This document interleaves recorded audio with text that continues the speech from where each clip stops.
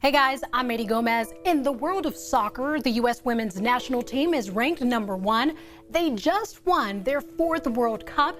New York City was brought to a halt during the victory parade because, after all, they are unquestionably champs. But the thing a lot of folks are talking about: equal pay, equal pay, equal pay, equal pay. Equal pay. A class action lawsuit filed by 28 female players claims they are not treated as equals to the men's national team. So I wanted to find out what that looks like. Let's crunch some numbers, shall we?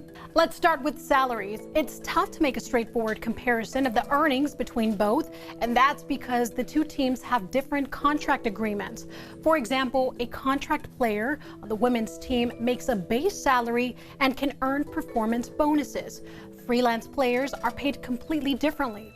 It's important to point out the Washington Post calculated that under the new contract, which kicked in 2017, a woman player earns $28,000 less than a guy player in a 20-game winning scenario.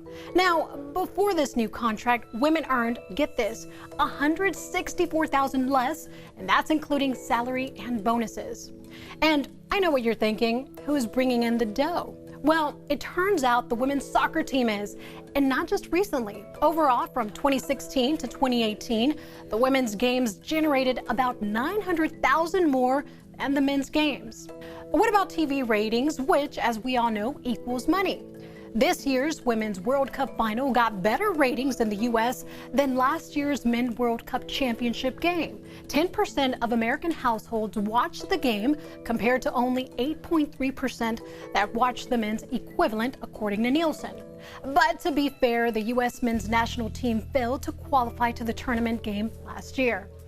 So let's talk World Cup earnings. The total prize money for the Women's World Cup is $30 million. The champions will walk away with about $4 million.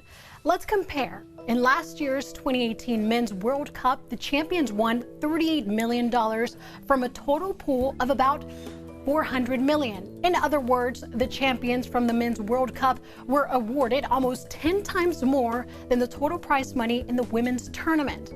So no question there is a huge gap. So the question now is whether the women's soccer team's success will translate into equal pay. We will have to wait and see.